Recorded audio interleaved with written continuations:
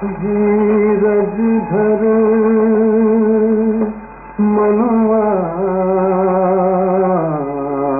धीरज धर।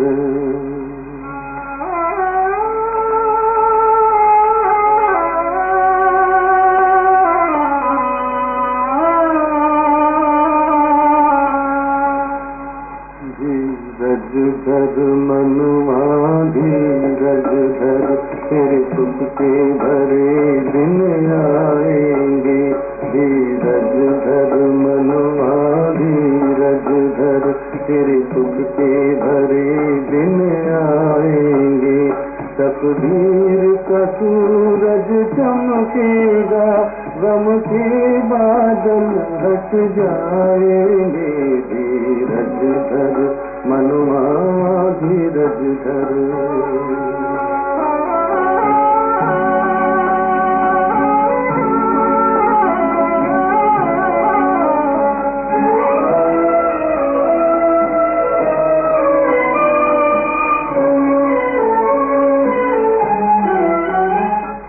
घूम रहे हो भौरे से, क्यों घूम रहे हो भौरे से, घबराए हुए भरमाए हुए। तेरी पतझड़ के पत्ते उड़ते, आंचल में बसंत छुपाए हुए। इन कांटों को, इन कांटों को चुन चुन रख ले, कलियों के कमल बन जाएंगे। धीरज धर मनुआ, धीरज धर।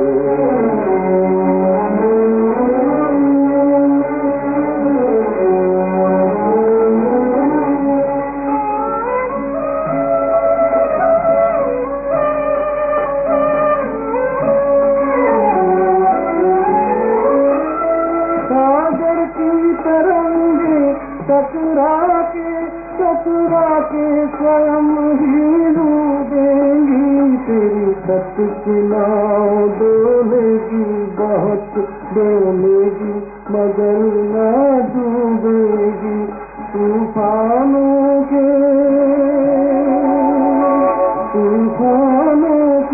झोंके ही तेरी नैया को किनारे लगाएंगे। धीरज धर मनुआ, धीरज धर, तेरे सुख के भरे दिन आएंगे। तकदीर का सूरज चमकेगा, गम के बादल हट जाएंगे। धीरज धर मनुआ, धीरज धर। ओम शांति। 27/12/2025 प्रातः मुरली। ओम शांति। बाप दादा मधुबन। बाबा आज कह रहे हैं, मीठे बच्चे, तुम्हारे दुख के दिन अब पूरे हुए हैं। तुम अब ऐसी दुनिया में जा रहे हो जहाँ कोई भी अप्राप्त वस्तु नहीं। मीठे बच्चे, तुम्हारे दुख के दिन अब पूरे हुए। तुम अब ऐसी दुनिया में जा रहे हो जहाँ कोई भी अप्राप्त वस्तु नहीं। प्रश्न, किन दो शब्दों का राज तुम्हारी बुद्धि में होने कारण पुरानी दुनिया से बेहद का वैराग्य रहता है? उत्तर, उतरती कला और चढ़ती कला का राज तुम्हारी बुद्धि में है। तुम जानते हो, आधा कल्प हम उतरते आए हैं, अभी है चढ़ने का समय। बाप आए हैं नर से नारायण बनाने की सत्य नॉलेज देने। हमारे लिए अब कलयुग पूरा हुआ, नई दुनिया में जाना है, इसलिए बेहद का वैराग्य है। गीत धीरज धर मनुआ। ओम शांति। मीठे मीठे रूहानी बच्चों ने गीत सुना। रूहानी बाप बैठ समझाते हैं, यह एक ही पुरुषोत्तम संगम युग है, जबकि कल्प कल्प बाप आकर रूहानी बच्चों को पढ़ाते हैं, राजयोग सिखलाते हैं। बाप रूहानी बच्चों को कहते हैं मनुआ अर्थात आत्मा। हे आत्मा, धीरज धरो। आत्माओं से बात करते हैं। इस शरीर का मालिक आत्मा है। आत्मा कहती है, मैं अविनाशी आत्मा हूँ, ये मेरा शरीर विनाशी है। रूहानी बाप कहते हैं, मैं एक ही बार कल्प के संगम पर आकर तुम बच्चों को धीरज देता हूँ कि अब सुख के दिन आते हैं। अभी तुम दुखधाम रौरव नर्क में हो। सिर्फ तुम नहीं हो, परंतु सारी दुनिया रौरव नर्क में है। तुम जो मेरे बच्चे बने हो, रौरव नर्क से निकलकर स्वर्ग में चल रहे हो। सतयुग त्रेता द्वापर पास हो गया, कलयुग भी तुम्हारे लिए पास हो गया। तुम्हारे लिए ये पुरुषोत्तम संगम युग है, जबकि तुम तमो प्रधान से सतो प्रधान बनते हो। आत्मा जब सतो प्रधान बन जाएगी तो फिर ये शरीर भी छोड़ेगी। सतो प्रधान आत्मा को सतयुग में नया शरीर चाहिए, वहाँ सब कुछ नया होता है। बाप कहते हैं, बच्चे अब दुखधाम से सुखधाम में चलना है, उसके लिए पुरुषार्थ करना है। सुखधाम में इन लक्ष्मी नारायण की राजाई थी, तुम पुरुषार्थ कर रहे हो नर से नारायण बनने का। ये सत्य नर से नारायण बनने की नॉलेज है। भक्ति मार्ग में हर पूर्णमासी पर कथा सुनते आए हो, परंतु वो है ही भक्ति मार्ग, उसे सत्य मार्ग नहीं कहेंगे। ज्ञान मार्ग है सत्य मार्ग। तुम सीढ़ी उतरते उतरते झूठ खंड में आते हो। अभी तुम जानते हो, सत्य बाप से हम ये नॉलेज पाकर 21 जन्म देवी देवता बनेंगे। हम थे, फिर सीढ़ी उतरते आए। उतरती कला और चढ़ती कला का राज तुम्हारी बुद्धि में है। पुकारते भी है, हे बाबा आकर हमको पावन बनाओ। एक बाप ही पावन बनाने वाला है। बाप कहते हैं, बच्चे तुम सत्युग में विश्व के मालिक थे, बहुत धनवान, बहुत सुखी थे। अभी बाकी थोड़ा समय है। पुरानी दुनिया का विनाश सामने खड़ा है। नई दुनिया में एक राज्य, एक भाषा थी, उसको कहा जाता है अद्वैत राज्य। अभी कितना द्वैत है, अनेक भाषाएं हैं। जैसे मनुष्यों का झाड़ बढ़ता जाता है, भाषाओं का भी झाड़ वृद्धि को पाता हो जाता है। फिर होगी एक भाषा। गायन है ना, वर्ल्ड की हिस्ट्री ज्योग्राफी रिपीट मनुष्यों की बुद्धि में नहीं बैठता। बाप ही दुख की पुरानी दुनिया को बदल सुख की नई दुनिया स्थापन करते हैं। लिखा हुआ है, प्रजापिता ब्रह्मा द्वारा डीटीजम की स्थापना। ये है राज्यों की पराई। ये ज्ञान जो गीता में लिखा हुआ है, बाप ने जो सम्मुख सुनाया, वो फिर मनुष्यों ने भक्ति मार्ग के लिए बैठ लिखा है, जिससे तुम उतरते आए हो। अरे भगवान तुमको पढ़ाते हैं ऊपर चढ़ने के लिए। भक्ति को कहा ही जाता है उतरती कला का मार्ग। ज्ञान है चढ़ती कला का मार्ग। ये समझाने में तुम डरो मत। भले ऐसे भी है जो इन बातों को न समझने के कारण विरोध करेंगे, शास्त्रवाद करेंगे, परंतु तुमको कोई से शास्त्रवाद नहीं करना है। बोलो, शास्त्र, वेद, उपनिषद व गंगा स्नान करना, तीर्थ आदि करना, ये सब भक्ति कांड है। भारत में रावण भी है बरोबर, इसकी एफिजी जलाते हैं। वैसे तो दुश्मनों की एफिजी जलाते हैं अल्पकाल के लिए। ये इस एक रावण की ही एफिजी को हर वर्ष जलाते आते हैं। बाप कहते हैं, तुम गोल्डन एजेड बुद्धि से आयरन एजेड बुद्धि हो गए हो। तुम कितने सुखी थे। बाप आते ही है सुखधाम का स्थापना करने। फिर बाद में जब भक्ति मार्ग शुरू होता है तो दुखी बनते हैं। फिर सुखदाता को याद करते हैं, वो भी नाम मात्र, क्योंकि उनको जानते नहीं। गीता में नाम बदल दिया है। पहले पहले तुम यह समझाओ कि उंज थे उंज भगवान एक है। याद भी उनको करना है। एक को याद करना, उसको ही अव्यभिचारी याद, अव्यभिचारी ज्ञान कहा जाता है। तुम अभी ब्राह्मण बने हो तो भक्ति नहीं करते हो, तुमको ज्ञान है। बाप पढ़ाते हैं जिससे हम ये देवता बनते हैं। देवी गुण भी धारण करने हैं, इसलिए बाबा कहते हैं अपना चार्ट रखो तो मालूम पड़ेगा हमारे में कोई आसुरी गुण तो नहीं है। देह अभिमान है पहला गुण, फिर दुश्मन है काम। काम पर जीत पाने से ही तुम जगत जीत बनेंगे। तुम्हारा उद्देश्य ही यह है। इन लक्ष्मी नारायण के राज्य में कोई अनेक धर्म थे नहीं। सत्युग में देवताओं का ही राज्य होता है। मनुष्य होते हैं कलयुग में, है भल वो भी मनुष्य, परंतु दैवी गुणों वाले। इस समय सब मनुष्य है, आसुरी गुणों वाले। सत्युग में काम महाशत्रु होता नहीं। बाप कहते हैं इस काम महाशत्रु पर जीत पाने से तुम जगत जीत बनेंगे। वहां रावण होता नहीं, ये भी मनुष्य समझ नहीं सकते। गोल्डन एज से उतरते उतरते तमो प्रधान बुद्धि बने हैं, अब फिर सतो प्रधान बनना है। उसके लिए एक ही दवाई मिलती है। बाप कहते हैं अपने को आत्मा समझ बाप को याद करो तो जन्म जन्मांतर के पाप भस्म हो जाएंगे। तुम बैठे हो पापों को भस्म करने, तो फिर आगे पाप नहीं करना चाहिए, नहीं तो वो 100 गुना बन जाएगा। विकार में गए तो 100 गुना दंड पड़ जाएगा, फिर वो मुश्किल चढ़ सकते हैं। पहला नंबर दुश्मन है यह काम। 5 मंजिल से गिरेंगे तो हर गुड़ एकदम टूट जाएगी, शायद मर भी जाए। ऊपर से गिरने से एकदम चकनाचूर हो जाते हैं। बाप से प्रतिज्ञा तोड़ काला मुंह किया तो गोया आसुरी दुनिया में चला गया, यहाँ से मर गया। उनको ब्राह्मण भी नहीं शूद्र कहा जाएगा। बाप कितना सहज समझाते हैं। पहले तो ये नशा रहना चाहिए। अगर समझो श्री कृष्ण भगवानुवाज भी हो, वो भी तो जरूर परा करके आप समान बनाएंगे ना। परंतु श्री कृष्ण तो भगवान हो न सके, वो तो पुनर्जन्म में आते हैं। बाप कहते हैं मैं ही पुनर्जन्म रहित हूँ। राधे कृष्ण लक्ष्मी नारायण अथवा विष्णु एक ही बात है। विष्णु के 2 रूप लक्ष्मी नारायण और लक्ष्मी नारायण का ही बचपन है राधे कृष्ण। ब्रह्मा का भी राज समझाया है। ब्रह्मा सरस्वती सो लक्ष्मी नारायण अब ट्रांसफर होते हैं। पिछाड़ी का नाम इनका ब्रह्मा रखा है।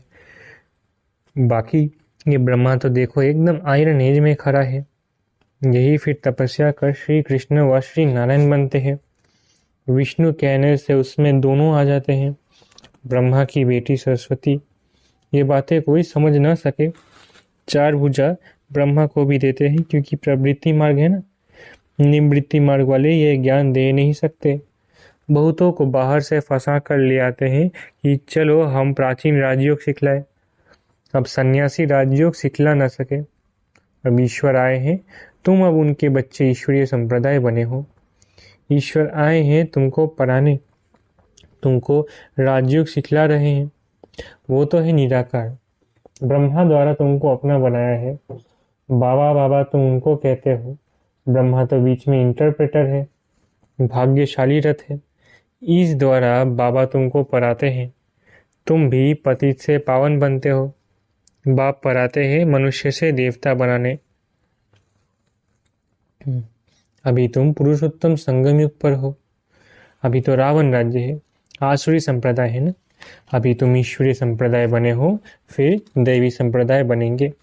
अभी तुम पुरुषोत्तम संगम युग पर हो, पावन बन रहे हो। सन्यासी लोग तो घर बार छोड़ जाते हैं। यहाँ बाप तो कहते हैं भल स्त्री पुरुष घर में इकट्ठे रहो। ऐसे मत समझो स्त्री नागिन है इसलिए हम अलग हो जाए तो छूट जाएंगे। तुमको भागना नहीं है, वो हद का सन्यास है जो भागते हैं। तुम यहाँ बैठे हो, परंतु तुमको इस विकारी दुनिया से वैराग्य है। ये सब बातें तुम्हें अच्छी रीति धारण करनी है, नोट करना है, और परहेज भी रखनी है। दैवी गुण धारण करने हैं। श्री कृष्ण के गुण गाए जाते हैं ना। ये तुम्हारी एम ऑब्जेक्ट है। बाप नहीं बनते, तुमको बनाते हैं। फिर आधा कल्प के बाद तुम नीचे उतरते तमो प्रधान बनते हो।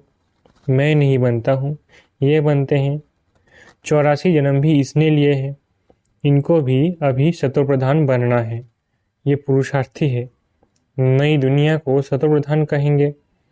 हर एक चीज पहले सतो प्रधान फिर सतो रजो तमो में आती है। छोटे बच्चे को भी महात्मा कहा जाता है, क्योंकि उनमें विकार होते नहीं, इसलिए उनको फूल कहा जाता है। सन्यासियों से छोटे बच्चों को उत्तम कहेंगे, क्योंकि सन्यासी तो फिर भी लाइफ पास कराते हैं ना।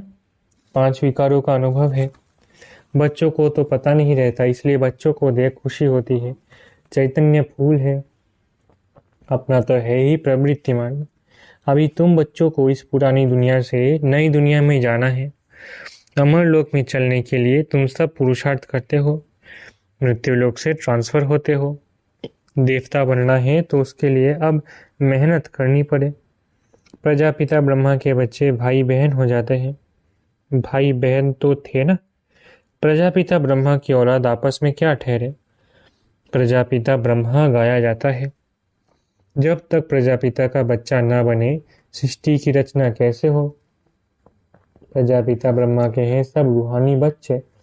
वो ब्राह्मण होते हैं जिस्मानी यात्रा वाले। तुम हो रूहानी यात्रा वाले। वो पतित तुम पावन।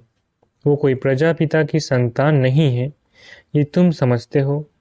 भाई बहन जब समझे तब तक विकार में ना जाए। बाप भी कहते हैं खबरदार रहना है, हमारा बच्चा बनकर कोई क्रिमिनल काम नहीं करना है, नहीं तो पत्थर बुद्धि बन जाएंगे। इंद्र सभा की भी कहानी है। शूद्र को ले आई तो इंद्र सभा में उनकी बदबू आने लगी, तो बोला पतित को यहाँ क्यों लाया। फिर उनको श्राप दे दिया। वास्तव में इस सभा में भी कोई पतित आ नहीं सकते। भल माँ बाप को मालूम पड़े व ना पड़े, ये तो अपना ही नुकसान करते हैं और ही 100 गुना दंड पड़ जाता है। पतित को अलाउ नहीं है, उनके लिए ही विजिटिंग रूम ठीक है। जब पावन बनने की गारंटी करे, दैवी गुण धारण करे, तब अलाउ हो। दैवी गुण धारण करने में टाइम लगता है। पावन बनने की एक ही प्रतिज्ञा है, ये भी समझाया है। देवताओं की और परमात्मा की महिमा अलग है। पतित पावन लिबरेटर गाइड बाप ही है। सब दुखों से लिबरेट कर अपने शांति धाम में ले जाते हैं। शांति धाम, सुख धाम और दुख धाम ये भी चक्र है। अभी दुख धाम को भूल जाना है। शांति धाम से सुख धाम में वो आएंगे जो नंबरवार पास होंगे, वही आते रहेंगे। ये चक्र फिरता रहता है। ढेर की ढेर आत्माएं हैं, सबका पार्ट नंबरवार है, जाएंगे भी नंबरवार।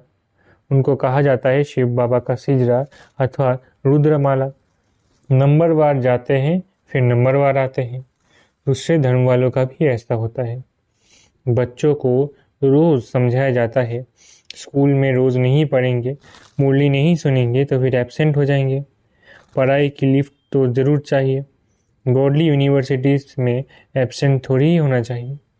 पढ़ाई कितनी ऊंच है, जिससे तुम सुखधाम के मालिक बनते हो। वहाँ तो अनाज सब फ्री रहता है, पैसा नहीं लगता। अभी तो कितना महंगा है, 100 वर्ष में कितना महंगा हो गया है। वहाँ कोई अप्राप्त वस्तु नहीं होती जिसके लिए मुश्किल आए, वो है ही सुख धाम। तुम अभी वहाँ के लिए तैयारी कर रहे हो। तुम बेगर टू प्रिंस बनते हो। साहूकार लोग अपने को बेगर नहीं समझते हैं। अच्छा, मीठे मीठे सिकलत है बच्चों प्रति माता पिता बाप दादा का याद प्यारा गुड मॉर्निंग। रूहानी बाप की रूहानी बच्चों को नमस्ते। हम रूहानी बच्चों की रूहानी माता पिता बाप दादा को याद प्यार गुड मॉर्निंग और नमस्ते। धारणा के लिए मुख्य सार। पहला, बाप से जो संपूर्ण पावन बनने की प्रतिज्ञा की है, इसे तोड़ना नहीं है। बहुत बहुत परहेज रखनी है। अपना चार्ट देखना है, हमारे में कोई अवगुण तो नहीं है। दूसरा, गॉडली यूनिवर्सिटी में कभी भी एब्सेंट नहीं होना है। सुखधाम का मालिक बनने की ऊंची पढ़ाई एक दिन भी मिस नहीं करनी है। मुरली रोज जरूर सुननी है। वरदान, हर सेकंड हर संकल्प के महत्व को जान, पुण्य की पूंजी जमा करने वाले पद्मा पदमपति भव। हर सेकंड हर संकल्प के महत्व को जान, पुण्य की पूंजी जमा करने वाले पद्मा पदमपति भव। आप पुण्य आत्माओं के संकल्प में इतनी विशेष शक्ति है, जिस शक्ति द्वारा असंभव को संभव कर सकते हो। जैसे आजकल यंत्रों द्वारा रेगिस्तान को हरा भरा कर देते हैं, पहाड़ियों पर फूल उगा देते हैं, ऐसे आप अपने श्रेष्ठ संकल्पों द्वारा ना उम्मीदवार को उम्मीदवार बना सकते हो। सिर्फ हर सेकंड हर संकल्प की वैल्यू को जान, संकल्प और सेकंड को यूज कर पुण्य की पूंजी जमा करो। आपके संकल्प की शक्ति इतनी श्रेष्ठ है, जो एक संकल्प भी पद्मा पदमपति बना देता है। स्लोगन, हर कर्म अधिकारीपन के निश्चय और नशे से करो तो मेहनत समाप्त हो जाएगी। स्लोगन, हर कर्म अधिकारीपन के निश्चय और नशे से करो तो मेहनत समाप्त हो जाएगी। अब व्यक्ति इशारे, अब संपन्न व कर्मातीत बनने की धुन लगाओ। कर्मातीत स्थिति को पाने के लिए विशेष स्वयं में समेटने और समाने की शक्ति धारण करना आवश्यक है। कर्म बंधनी आत्माएं जहाँ है वहाँ ही कार्य कर सकती है और कर्मातीत आत्माएं एक ही समय पर चारों ओर अपना सेवा का पाठ बजा सकती है, क्योंकि कर्मातीत है। उनकी स्पीड बहुत तीव्र होती है, सेकंड में जहाँ चाहे वहाँ पहुँच सकती है। तो इस अनुभूति को बढ़ाओ। अच्छा, ओम शांति। शुक्रिया बाबा।